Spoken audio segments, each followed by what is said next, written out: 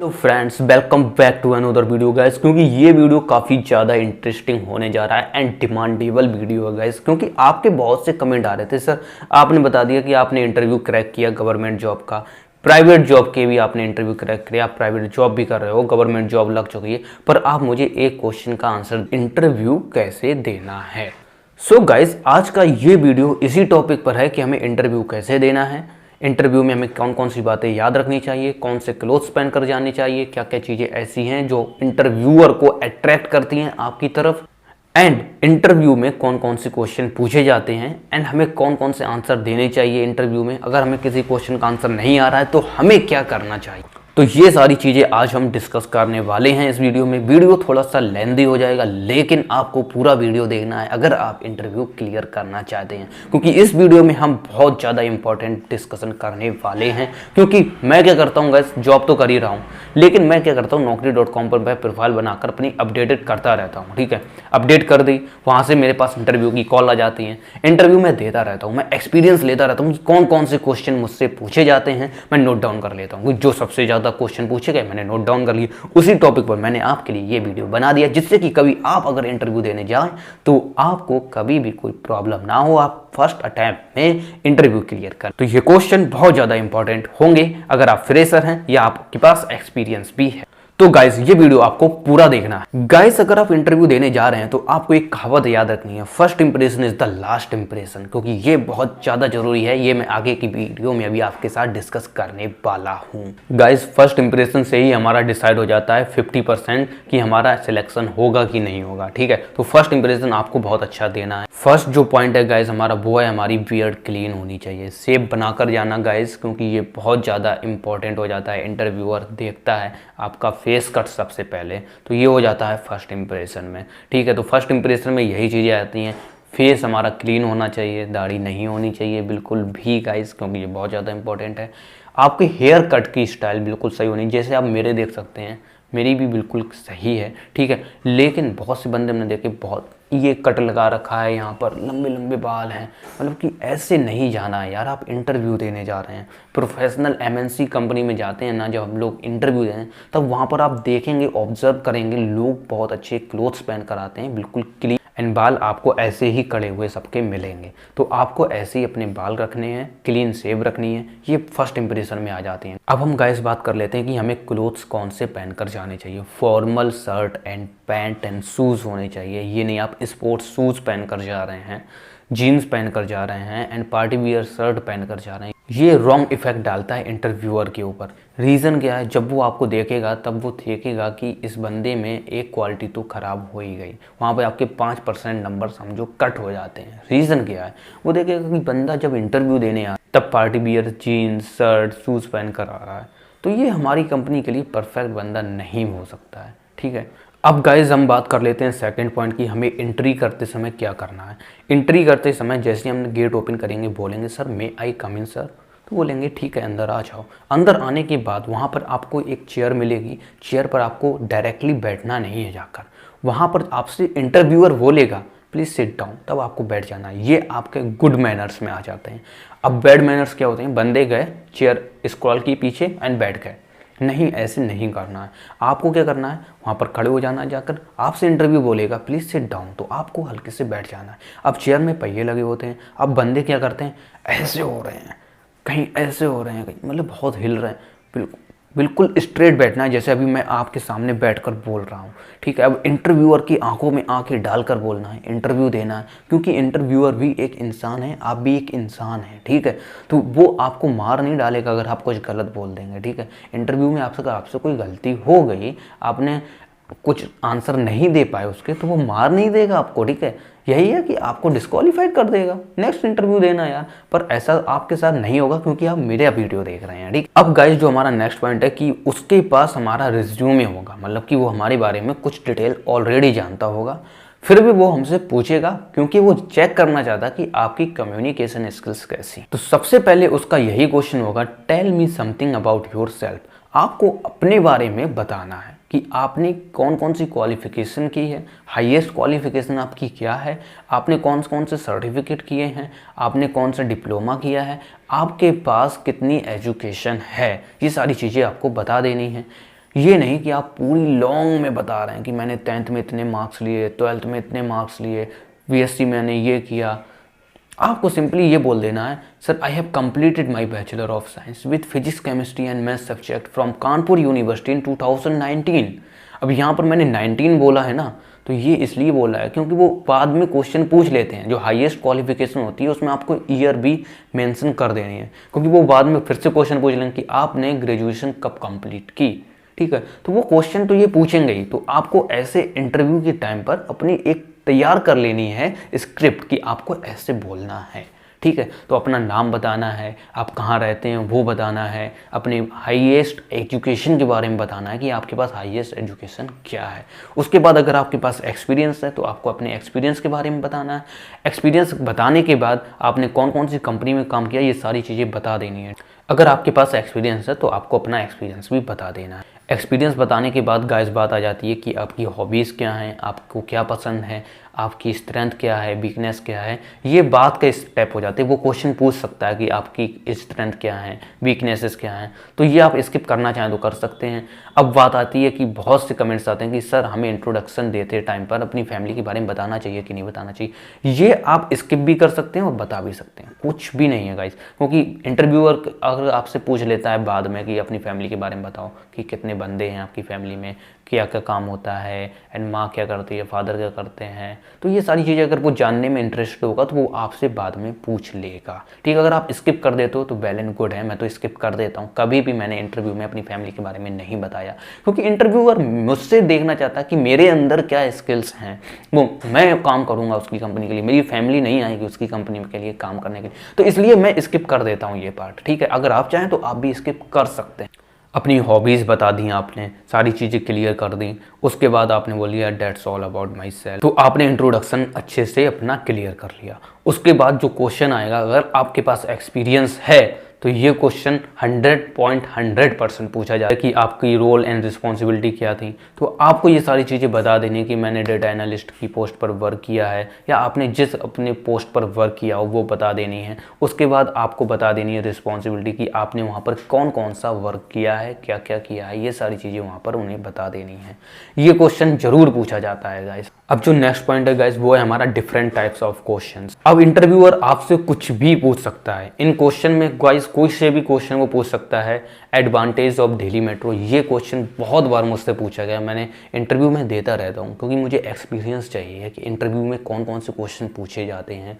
तो मैंने naukri.com पे अपना अकाउंट बना रखा है, अपडेट करता हूँ जैसे ही वहाँ से अपने आप ही कॉल आने लगती हैं। ठीक है, तो मैं इंटरव्यू देता हूँ, टेलीफोनिक इंटरव्यू हो रहे हैं इस टाइम, तो घर बैठे ही इंटरव्यू देता रहता हूँ। अभी मैं जॉब भी कर रहा हूँ, गवर्नमेंट जॉब तो लगी चुकी है, पर मैं इंटरव्यू देता रहता हूँ, एक्सपीरियंस मिलता है। वहाँ से रिजेक्शन तो मिलता ही मिलता है क्योंकि मुझे ज्वाइन तो करनी नहीं है, लेकिन मैं उनसे सारी एक्सपीरियंस ले लेता हूँ जिससे मेरी नॉलेज बढ़ रही है, इंग्लिश कम्युनिकेशन स्किल्स भी अच्छी हो रही हैं। आप भी ऐसा कर सकते हैं। ठीक है, naukri.com पर अकाउंट कैसे बनाना है, जॉब कैसे को आपको मिलेगी, उसका लिंक मैंने डिस्क्रिप्शन बॉक्स में दिया है, आप यहाँ पर चेक कर सकते हैं कि आपको जॉब कैसे मिल सकती है। ठीक, तो हम गाइस बात कर रहे थे डिफरेंट टाइप्स ऑफ क्वेश्चन की, कौन कौन से क्वेश्चन पूछे जा सकते हैं दिल्ली मेट्रो के, जैसे कि मैंने बताया एडवांटेज पूछ लेगा। एंड मुझसे जो नेक्स्ट एक और क्वेश्चन पूछा गया, describe 5 features of your mobile, अपने मोबाइल के 5 फीचर्स को डिस्क्राइब करो।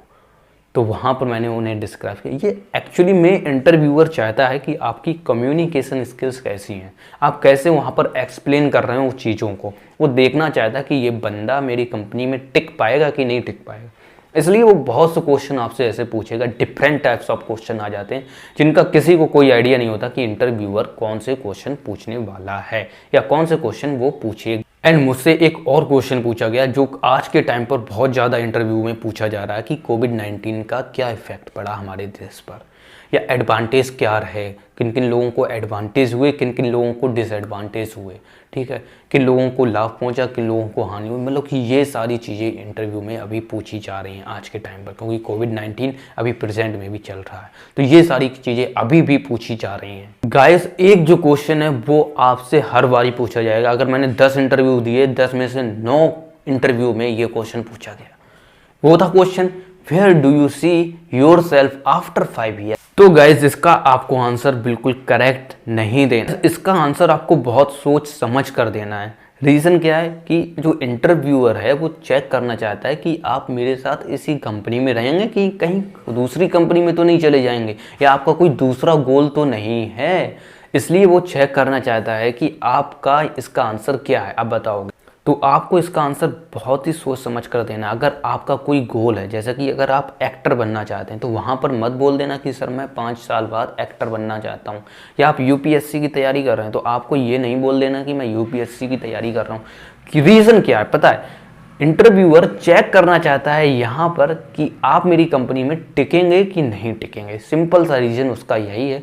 तो आप वहाँ पर बोल सकते हैं कि मैं इस कंपनी में एक अच्छी पोजीशन पर पहुंचना चाहता हूं। ये सारी चीज़ें आप बोल सकते हैं, वो भी इंग्लिश में बोलना है। इंग्लिश कम्युनिकेशन स्किल्स अपनी अच्छी कर लेनी है। तो आपको इस क्वेश्चन का आंसर उस कंपनी से रिलेटेड ही देना है गाइस, जिससे कि इंटरव्यूअर को लगे कि हाँ आप लॉन्ग टर्म का नज़रिया रखते हो इस कंपनी में वर्क करने का। तो आपको सिंपली से ये बोलना है कि मैं इस कंपनी में एक अच्छी पोजीशन पर पहुंचना चाहता हूं, या मैं इस कंपनी का एक अच्छा खिलाड़ी बनना चाहता हूं। जो भी मुझे प्रोजेक्ट असाइन दिया जाए बिफोर टाइमलाइन पूरा करने की कोशिश करूंगा, अपना 100% दूंगा और एक अच्छी पोजीशन अचीव करूंगा कम समय में। तो आपको सिंपली ऐसा आंसर देना है जिससे कि इंटरव्यूअर को नेगेटिव इफेक्ट ना पड़े। सो गाइस, इंटरव्यू के ऐसे बहुत से क्वेश्चन होंगे जो आपको पता ही नहीं होगी। कोई यूट्यूबर नहीं बता पाएगा कि कौन कौन से क्वेश्चन पूछे जाने हैं।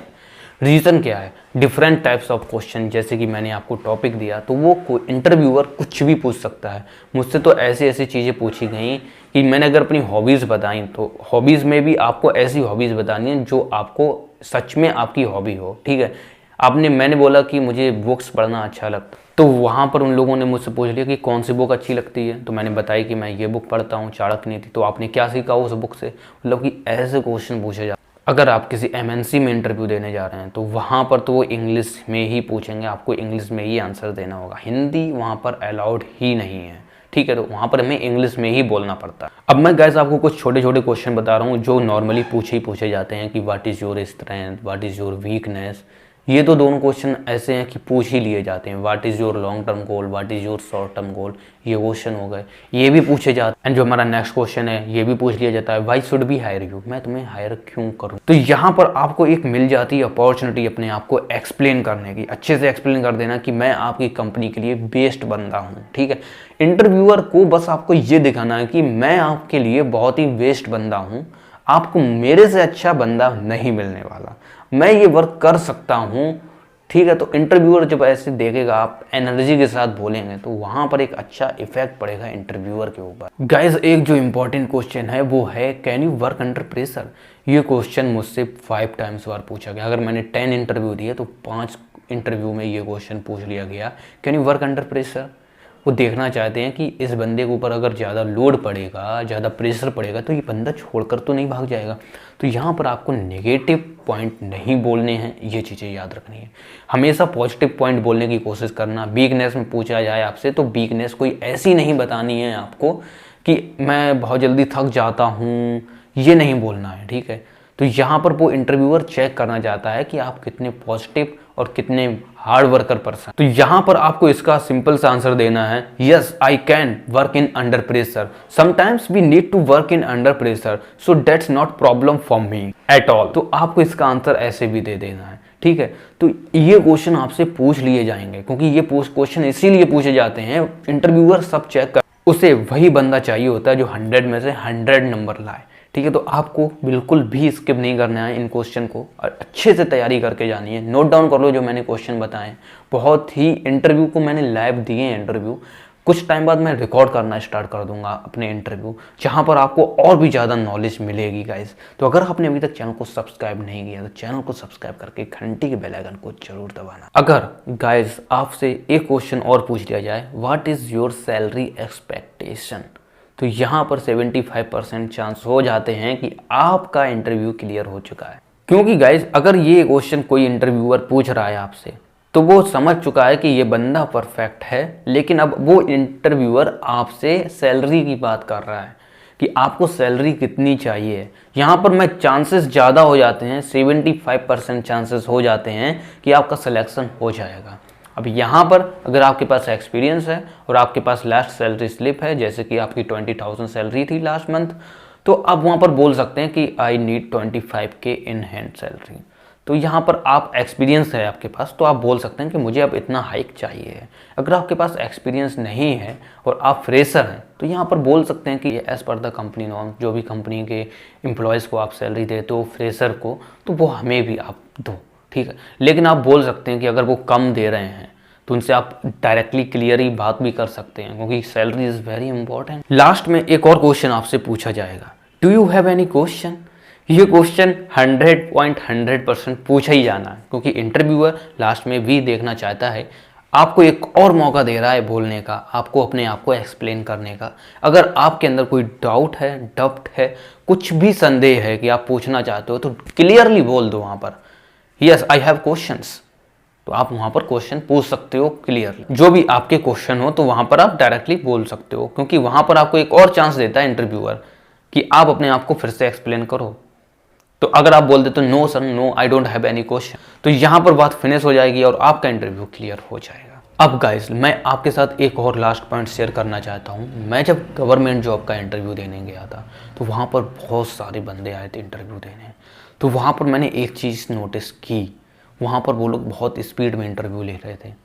बहुत ही स्पीड में जब इंटरव्यू ले रहे थे तो वहाँ पर उन्हें सिर्फ परफेक्ट चीज़ें आपको बतानी होती हैं।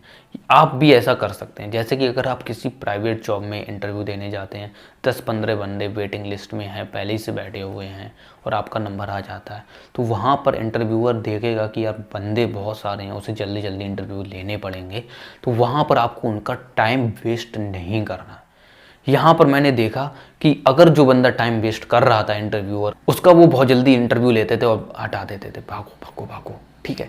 तो यहाँ पर आपको बिल्कुल ऐसा नहीं करना, उनका टाइम वेस्ट नहीं करना। जैसे कि गाइस, अगर वो आपसे कोई क्वेश्चन पूछ रहे हैं और आपको उसका आंसर नहीं पता है, तो वहां पर आपको क्लियरली बोल देना है, sorry sir I don't know, ठीक है। तो इससे इंटरव्यूअर का टाइम बच जाएगा, आप भी बिल्कुल निश्चिंत हो जाएंगे। आपको उस क्वेश्चन का आंसर नहीं था तो आपने क्लियरली बोल दिया कि सर मुझे नहीं पता, तो वो नेक्स्ट क्वेश्चन पूछेगा। अगर आपसे उसने क्वेश्चन पूछा और आपको नहीं पता तो आप साइलेंस हो गए एंड उसका टाइम वेस्ट कर रहे हैं, आप कुछ भी गलत बता रहे हैं। गलत बताने से अच्छा है कि उससे डायरेक्ट बोल दो, sir I don't know, sorry sir I don't know, तो वो वहां पर स्किप करेगा उस क्वेश्चन को और आगे क्वेश्चन पूछने लगे। सो गाइज, ये जो मैंने ऑब्जर्व किया तो मैंने वो आपके साथ शेयर की। सो गाइज, अगर आपको ये वीडियो पसंद आया है तो आप नीचे कमेंट करके मुझे ज़रूर बताएं। अगर आपको पसंद नहीं आया है, अगर मैंने आपका टाइम वेस्ट किया है, अगर आपको लगता है, तो आप तब भी कमेंट कर सकते हो, जिससे कि मुझे पता चलेगा कि मैं वीडियोस कैसे बना रहा हूँ, मुझे थोड़ा मोटिवेशन भी मिलेगा। अगर आप अच्छे कमेंट करेंगे तो आप कमेंट करके मुझे ज़रूर बताएं।